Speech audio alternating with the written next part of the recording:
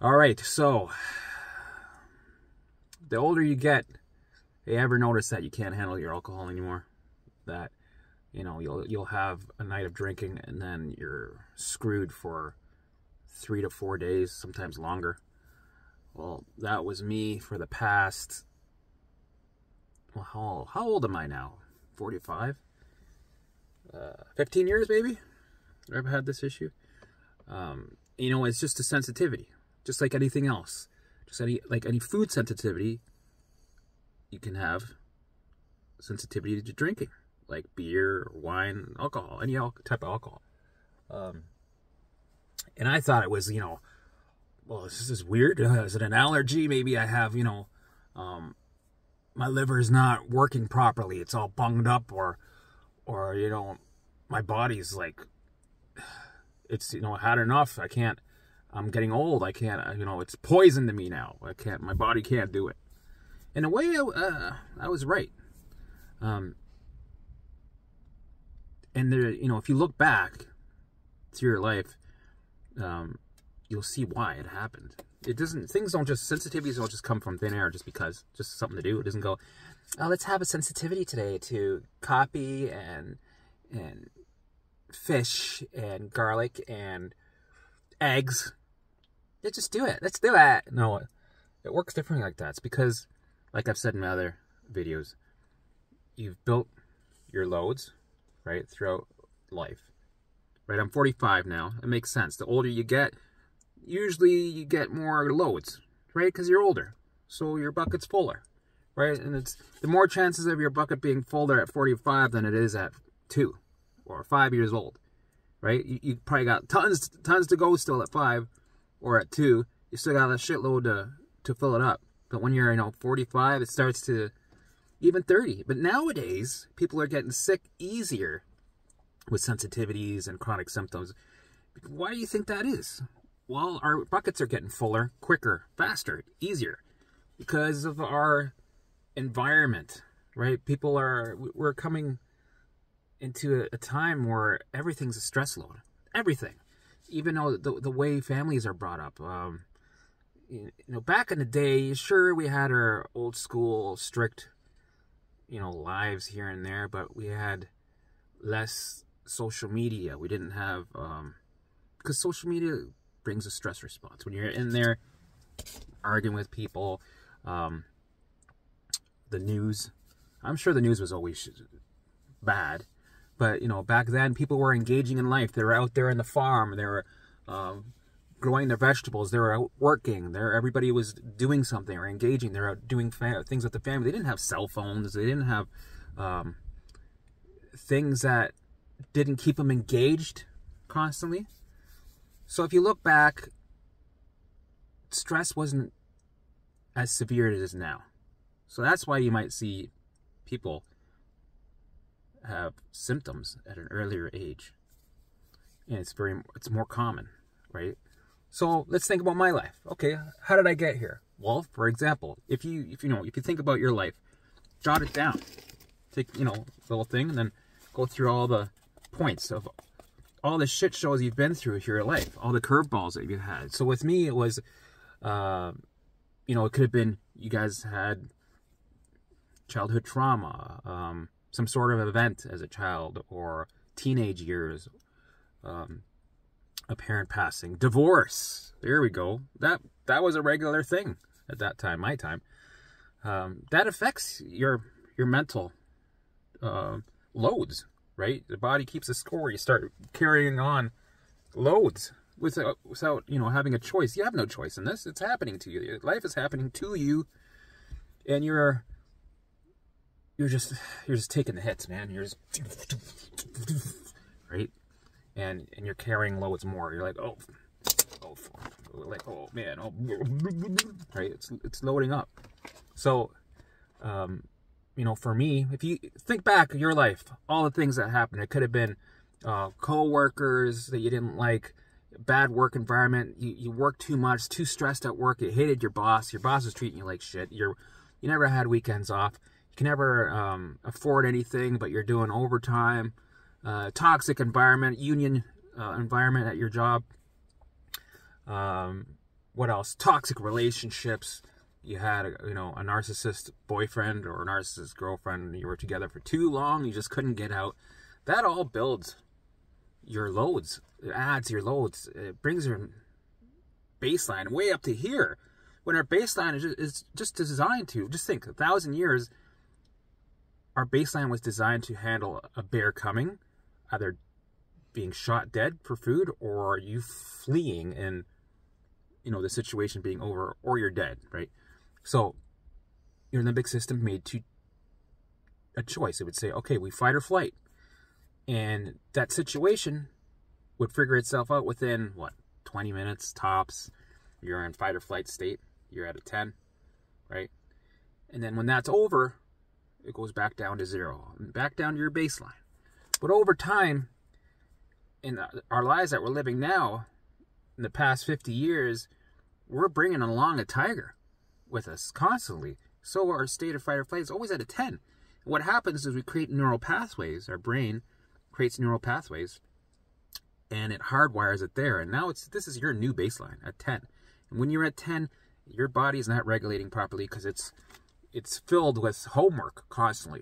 Always doing it. I got to do this, and I got to heal that, and I got to, oh yeah, I got to take a shit, and then, oh, I'm not, digestion can wait a little bit. You know, digestion can wait. I can deal with something, right? It's overloaded. Your systems aren't working with ease. It's, you know, you get your fatty liver, you get your sensitivities, you get your chronic symptoms, vision's blurry, you get gut issues, anxiety, you get alarms, constant alarms, right? And you get these symptoms. So, you know, add up all the scenarios, all the events in your life. No wonder why we have symptoms. And our bodies and brain are still keeping us alive, and we're still alive. We're still functioning. We're still walking over here. Yeah, I'm going to walk over there, right? No problem. Yeah, but we got alarms kicking. Well, what do you expect, right? So, you know, you'll get a sensitivity to alcohol. Like for me it was, when I was young, I had a good childhood. I was happy, right? Sure, I had a couple things as a kid here and that happened. That's normal. Life is life, right? But then I discovered music. I discovered Nirvana. And that was my everything. So I learned how to play guitar, right? And I became friends with musicians. Grade 9, 10, learning how to play guitar with other people, jamming, right? And all of a sudden I was making all these friends. Because when I was younger, I didn't have a lot of friends. I was, you know, awkward. I was, you know, I was too shy. But then music got me out of my shell.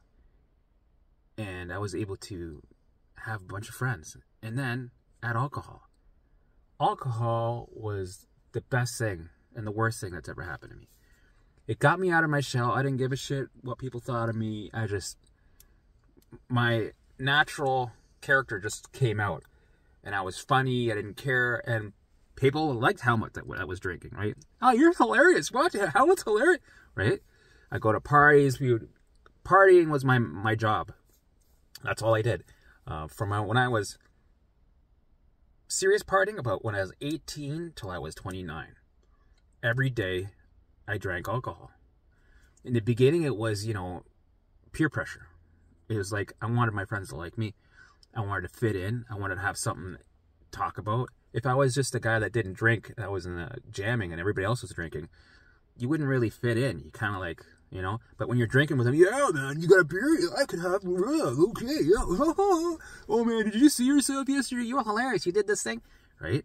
And then people like you, and you get all these friends from different schools, and people know, hey, man, a good party, right?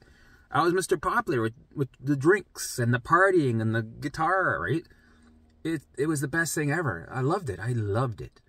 But then with that routine of partying and smoking, because smoking and drinking are like peas and carrots, right?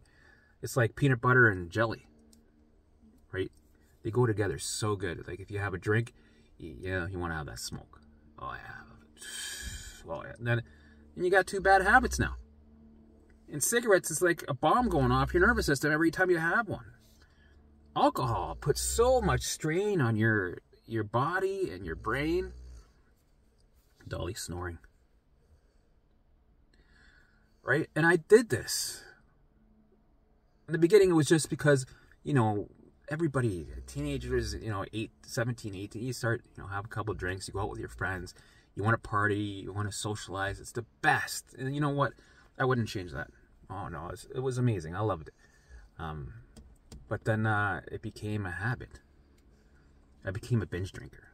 So it turned into, yeah, we're drinking on the weekends. Friday, Saturday. Yeah, let's go hard, right? Then it turned to Friday, Saturday, Sunday. Then it turned to, let's go to Phil's Thursdays and Sundays too, because they got cheap nights, 50% off, you know, $25 cover, $2 drinks. Like, come on. So then we're all influencing each other, right? We're all drinking, right? The young years, your body's resilient. It can handle anything. You wake up in the morning, you drank like, I don't know, 12 drinks the night before. You're able to drink like a fish, and the next day keep going. Go to school, do it all over again every day. And that's what I did. Every day for 10 years, I was drinking alcohol. I never missed a day. And then it turned to, it became a problem, where I would think, you know, how am I going to get money for Wednesday? It's Monday right now. I have beer for today and tomorrow. But Wednesday, I got no alcohol. What am I going to do? Well, I got to sell something, or I got to figure it out. Something's going to, you know, I got to figure some way to get alcohol for Wednesday. So I'd always think 3 days ahead. And if I didn't have alcohol that day, I'd be moody. So I was totally hooked on the booze. Plus the cigarettes. Right? So what do you think that does? 10 years of, you know, heavy drinking? I think that's pretty heavy. Plus we'd play drinking games, right? Where these drinking games were ruthless. It's like, drink, all right, you gotta drink, take 25 sips. All right, that's 2 beers. You gotta drink it all. We'll wait for you. Right? People are watching you. Just hold on, I'm bloated. I had a burp. All right, let's go. Right? And then you do the fucking. Right? This is like so abusive to the body, but it was resilient. It was like, well, we're doing it again today. Okay, let's go. Right? Oh man. And then, you know, you black out, you pass out somewhere, you wake up like, where am I? The birds are chirping when you go home. Like, oh man. Yeah. And that's gonna fill up your bucket right quick. Right? Everybody has their things that fill up their bucket. Some people fill up their bucket earlier, some people take longer, it doesn't fill up till their 70s, but some do it quick because events happen in our lives, or like me, alcohol for 10 years, smoking 10 years. So then, you know, when I was like 29, 30, I drink, and then all of a sudden I'd, you know, get a hangover for 2 days. I was like, this is weird. I'm usually good after, like, you know, half the morning. And then it would last 3 days. And then that stopped me from drinking every day. And I couldn't do it anymore. My body just had enough. And then I started having a sensitivity. So what happened was my brain's like, nope, no more. We can't. No, we're up here. We can't regulate you anymore. You got a fatty liver now, buddy. You know, and you're eating like shit. You're drinking. You're smoking. The body is going. It's tapping out, right? It's saying, okay, that's enough. No more. Give him a sensitivity. That's it. Boom. So when I would drink a beer, and the sensitivity got worse. I started having heart palpitations. And I'd feel like shit for 3 days. And then the sensitivity with my age, because instead of drinking every day, I was like, well, I'll drink just the weekends then. You know, I'll cut my drinking down just for the weekend. So then I would drink the weekends, you know, Friday, Saturday. And then I couldn't do that. So then I drank once a week. And then I couldn't do that anymore. So then I drank once a month. And I couldn't do that. And then it was once in the blue moon. And I definitely couldn't do that. Because it's what happens is you go from, you know, just chilling, right? Not smoking much, right? To all of a sudden you drink 12 drinks and a pack of smoke. So it's like a to your nervous system. And the next week you're like, boom, boom, boom, boom, boom, boom, boom, boom, right? And you're like, oh, right? So that was a panic. That's where I started getting panic attacks. Plus I was in a toxic relationship. Oh, you're like really snoring. That's good. Plus I was in a toxic relationship, so that added more buckets to my bucket. and it was overflowing. So my sensitivity got so bad to the point that if I had a beer, I was like, yeah, you know, I can only have 2 beers max before I start getting the pounding headache. And it pissed me off because some of my friends were still giving her, like, dude, you want another one? I can't, man. Oh, you're a bitch, man. You can't. No, I can't, man. I can't. And some of my friends are like, yeah, I understand, man. I can't even. Oh, those days are over, man. You know, I'm out for a week. I can't do that. I got to go to work. I can't, you know, I can't. So I used to have a beer, just a beer. And halfway through the beer, I get this headache. And I'm like, oh, man. And like, I go tell my dad, you want to finish the rest of my beer? Why, you don't like it? You don't want to hang out? I'm like, I can't, man. The beer and alcohol just don't make me feel good anymore. I feel bloated. I feel nauseous. You know, and plus you had that cigarette in you. You feel like your doom is happening. You feel like, oh, I got to lay down. I feel sick. Oh, I feel sick. Right? My body was tapping out. It was like, that's it, man. Every time you spark that smoke, every time you have that beer, we're going to give you a pounding headache because you're up here now. You're way up here and it's overflowing. And, you know, we're going to give you anxiety. We're going to give you... So I had to stop. Right? I'd have to really think. I'm like, I'm having a good time. Do I really want to open this beer? So sometimes I did. In the first 5 minutes, you're like, oh man, this feels so good. I feel so happy. I'm having a beer. I know that headache's going to come. And it does. And then I would feel horrible. Right? Wine? Forget it. Wine was like drinking gasoline poison. Right? You'd really have to think about it. Like, here, let me take a sip of that. Even a sip was like, poison. Like, it was like death. Doom's feeling. I was like, okay, I gotta go home. I feel sick. It was like literally drinking a poison. Like some sort of cleaning product. And I didn't understand, like, how did I used to drink like a fish? For years, I was like, well, is this one of those things that I'll never... And I thought maybe I needed enzymes to break down the... You know, I don't have these proper enzymes. Then you go to the histamine rabbit hole. This is when I started having food sensitivities. My whole journey with food sensitivities. And I could only had 2 safe foods. And I went through all that, and I was like, this makes sense. I have an alcohol sensitivity. Just like the food. It's the same thing. Okay. All right. So I'm screwed. That's what I thought. Until I found out that you can empty your bucket, empty it, bring your baseline down from 1,000 back to 0, and you can turn off alarms because your security system perceives danger. That's why it's turning on alarms. That's why it's in a state of fight or flight, survival, and that's why your body can't regulate because it's got all these loads. So I finally learned you can release all that and have your bucket empty. Bring your baseline down to 0, right? Turn off all the alarms, right? Turn them all off. And you're like back to factory settings, back to original brand new spec, like you're a car coming off the production line again, right? Totally, like all the layers of the onion, you work through and just release stuff.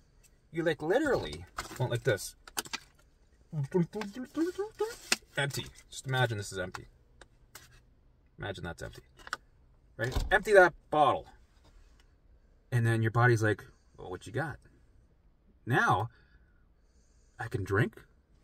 I can, with ease, feel good. And I don't have a hangover. I feel resilient like I did when I was 18. Isn't that crazy? Isn't that beautiful? Isn't that amazing? And I used to think that with my sensitivities. And while I was doing this journey, I was like, you know, it would be cool. Because I knew I could get rid of the sensitivity. Because I was doing it with food. I'm like, you know, it would be nice if once in a while I could just get drunk. Get loaded, get drunk, get smashed. And not have a brutal hangover and still function. And just enjoy alcohol. Like, normally getting smashed is, you know, it seems like it's pointless. It's just doesn't, it's poison. Like, why are you even doing that? You get to grow up, blah, blah. But sometimes you just want to let loose, right? Sometimes you need to just, unless you have a problem, then okay. It's a choice. It's your personal choice. But once in a blue moon, like once every 6 months, I wouldn't mind having, you know, 5 drinks and just letting loose. And this is where I think that I'm grateful for my sensitivity. Sometimes I think that sensitivities were given to me from consciousness or God, or, you know, for you can use whatever your higher power is, fill in the blank. Or if you're an atheist, it sometimes is a blessing to have a sensitivity. Sometimes sometimes alarms are good for you. Sometimes you need them because they stop you from ruining your life. Like alcohol, if I would have kept drinking, who knows what would have happened to me, right? I could have been a full-blown alcoholic. Look, I can pretend like I have no hair. Hi, I shaved my head.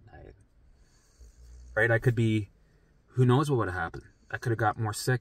I could have not got my life straightened out. I could have really spiraled out of control. And I think sometimes, this goes for anything, not just alcohol. Sometimes the alarms that you get, you can use those to your advantage. Right? Sometimes I don't turn them off. Sometimes there's alarms that I keep on because they help you, keep you on your path. So let's say, you know, you're doing your retraining, your recovery journey, and then sometimes you get doubt, right? I got doubt all the time, but sometimes the doubt was actually telling you, you know what, you need to do your visuals more quality. You're not doing enough walking. You're not, you know, it gets a little hard on you, and you go, that's right, I haven't been doing my visuals good enough. I haven't been, and some people would say, don't listen to the little alarm. You're being too hard on yourself. You know, you're doing, you got to relax. You're human. And I agree with that to a point. If it wasn't for those alarms, I wouldn't be kicking myself in the ass and setting myself straight. I wouldn't be going, that's it. Get back. We're doing this. We're doing this right. Because sometimes when you're on your journey, you might get off the path a bit. And then you get the doubt. Boom, boom, boom. Hey, hey, hey, hey, what are you doing? Alarm, alarm. You're not doing the work. Doubt. That's when I'm like, okay, and it scares you. It scares the shit out of you because you feel like, oh my God, I'm not doing the work. I'm never going to recover. No. You catastrophize. So then you go, no, we're making sure. I'm gonna put Post-it notes all over my car. And I did. I had probably around 15 Post-it notes all over my car. If somebody else were to go in my car for some reason, they would probably be like, whoa, what's this guy's problem? This guy's a weirdo. He's crazy. He's got a problem. And he would read some of my shit. Like, okay.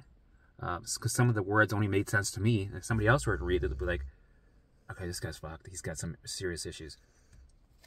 So whatever it took to keep me on track is amazing. And some of these alarms, keep them on, right? You don't have to turn them all off. Use some of them to your advantage. And when it came to alcohol, the sensitivity, I'm happy I got it. Because enough was enough. I had to stop drinking. And I was able to at least get some relief and have one less shit show in my life. And I, you know, eventually I fell hard in my life. I had my perfect storm. I was rock bottom. Sometimes you need to fall rock bottom for you to change. Sometimes you need the fear, because fear is a good motivator. Without fear, I didn't really do much in my life. Fear changed my life. Sometimes, you know, you gotta be happy for these monumental things that made you crumble to nothing. Sometimes you got to be rock bottom, useless, hopeless, scared for your life to make any changes in your life. And then when you make that change, you recover and you overcome, and you get to the top of the hill and you put that flag up and you celebrate it like Rocky, because that's what we are. We're all Rocky. We're all, you know, Eye of the Tiger. This journey is Eye of the Tiger. When you get to the top and you look back, that's when you get the clarity. That's when you realize, okay, you know what? I'm grateful for those alarms. It all makes sense now. It's all, you know, I didn't see clearly before this and that. You know, you don't see clearly right away. You don't see the path. You don't see the clarity right away. You usually see it afterwards. And that pushes clarity forwards, right? When you gain the clarity looking back, go, oh, look at this. Oh, and I had to do this, and I had to fall here, and oh, and then I figured that out, and I moved here. Look, Oh, look at where I am now. Aha, this makes sense where I am going in this direction now. Clarity. So you get clarity of the future. And then your path is like solidified, right? The mud path turns into like a paved walkway with gold, and you just follow it. And you follow it all the way. And life is going to keep throwing you shit bombs, but at least you have the tools to handle them, to manipulate the energy of life. That's all it is. Tesla mentioned that. If you know how to manipulate energy, you can do anything you want in your life. You can be happy and create what you want. You can create the life that you want if you learn how to manipulate energy. And that'll be another topic. Hold on, let me write this down. Because technically, that's what you're doing. It's interesting. For my journey, I started with my physical self. And I learned how to, the methods to go with the flow, allow things to happen so I can make the change that I need. When before I was fighting with myself, I was distracting, I was ignoring alarms, I was going against the tides, right? The tide would be there and I'd be fighting it. And I would bring my baseline up, my alarms would keep going, and then here's the loop, right? But I had to learn to go with the flow of things. You go with the flow of things, and then you engage. And then when you do that, you bring your vibration up, baseline comes down, and then you can create what you want, right? And you have less resistance in your brain going, no, no, no, and fear this, fear that. Because when you're in constant alarm state, it's hard to go forward to what you want. So you have to know how to turn off alarms in your physical brain to recover from anxiety, OCD, looping thoughts, PTSD, intrusive thoughts, anxiety, panic attacks. When you learn how to do that in your physical brain, right, with the real wires in here, there's real neural pathways, right? When you learn how to do that and you recover, those same methods, those exact same methods you use for everything else in your life. You use it for if you want to create a business, work, relationships, for creating what you want in your life, right? I'm a person that really believes that you literally create what you want in your life. And to do that, there's a ways of doing that. Well, people talk about manifesting, right? And a lot of these gurus talk about, okay, well, when you manifest, you got to act like it's happening now, like the law of the assumption law. You assume it's been done, right? You assume you have a Corvette in your garage, because if you didn't have a Corvette, would you be checking if you have a Corvette? That means that you don't have a Corvette. So if you know there's a Corvette in your garage, you wouldn't be looking at it and going, okay, there's a Corvette there. You know it's there. The assumption law, right? But it's hard to have that assumption law when you have the physical brain sending you alarms of doubt, and you can't do it, and you're useless, and you're sick, and the negative chatter. You're never going to vibrate higher, because to get what you want, you need to dial in that frequency, that vibration. And you need to feel. You need to feel good. You need to vibrate higher. You need to be playful. Bring your vibration up. And that's when you attract. You know, you don't just attract, you are that. You dial that in like a radio. We're there now. We're in that state. We're in that multiverse part. That's where we are. We're living it. We are that. And then you create that. But when you have all these doubts and all these alarms in your physical brain, it affects your spiritual creation, right? It affects the manifesting, the consciousness, the light that comes into your life. So I think it's important to first start with your physical self, get that down, and then the tools that you learn from that, you put it into your spiritual self, and you create the reality that you want, which I think is amazing. The tools that we've learned from doing this, from all the sensitivities that you've had, it's all a training field, right? Overcoming alcohol sensitivities, or food sensitivities, or the symptom, or the shoulder pain that you had, or the eye pain, or the headaches, or the migraines, or the gut issues that you had. or the, all the mental anxieties. When you recover from all these things, guess what? You've trained. For me, I trained hard for 2.5 years. Every day was a training session, right? You're out there, you're the eye of the tiger, right? You're training. You start winning fights and you become the best in the world. You become superhuman. You become supernatural. In that, there's different levels of recovery, right? I went through all the steps of recovery. Right now, I'm going deeper. For me, it's either the third or fourth stage. So, as I was saying, my dogs were losing it for a bit. This whole journey has been one big training session. Every day becomes a training session to get you to a different level, right? For me, recovery are different stages, right? Now I'm at the stage where I'm recovered. I feel good, but I'm going deeper, right? I want to restore. I don't want to just be recovered. I want to restore. I want to be back to when I was 20 years old, totally. And I'm getting there. I don't get sick.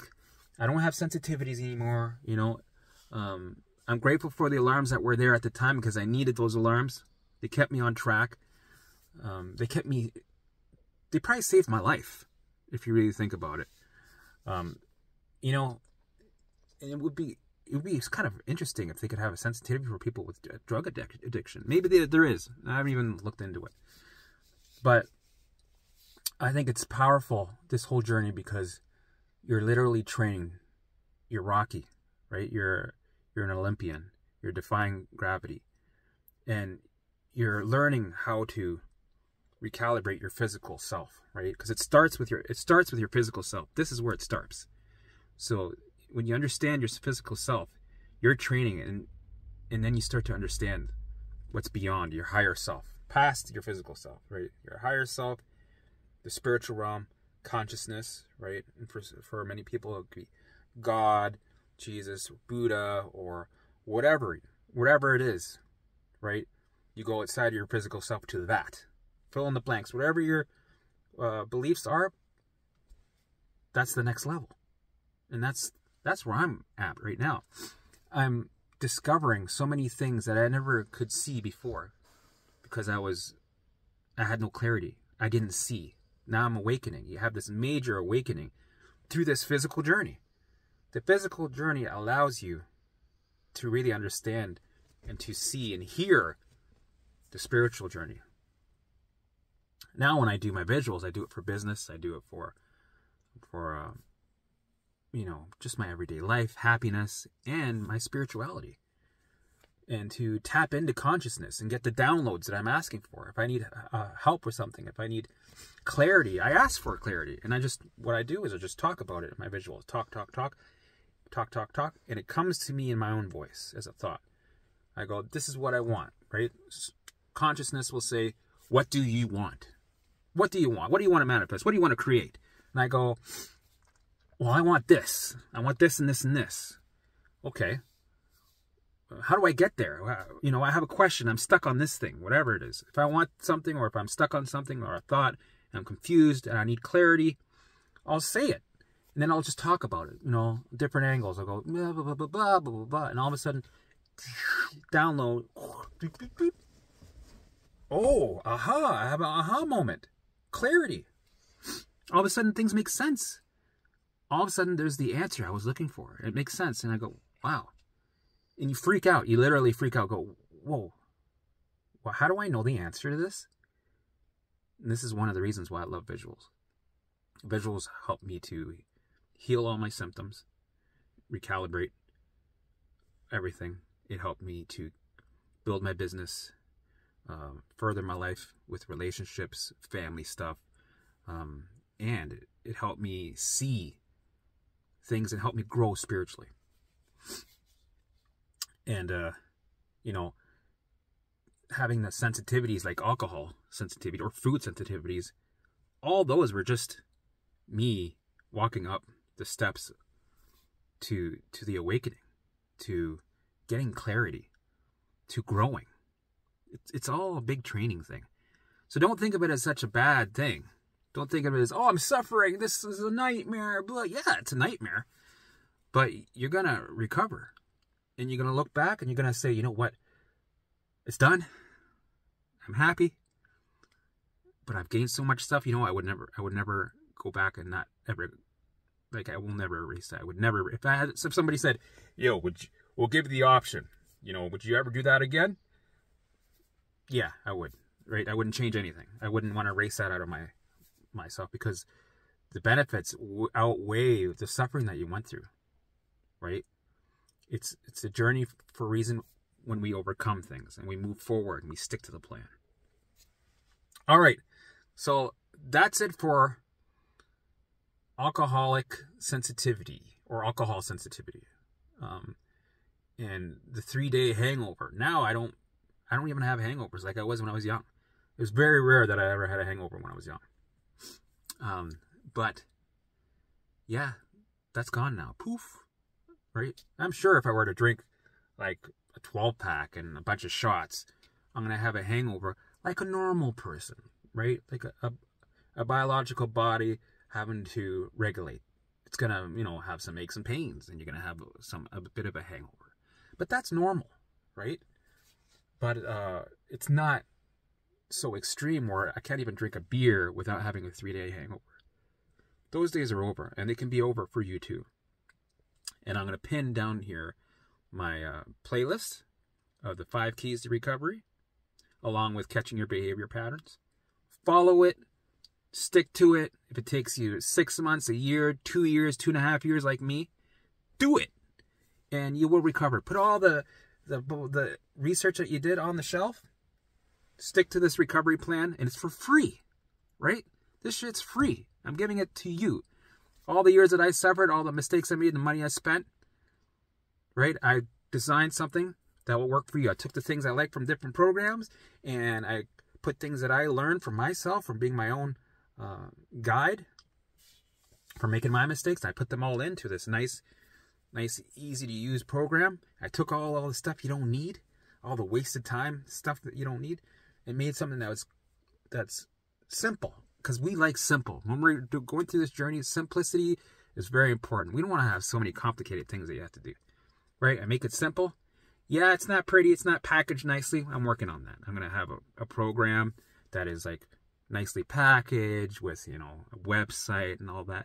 But you know what? For now, you have the tools and you can recover. Just do the work. All right.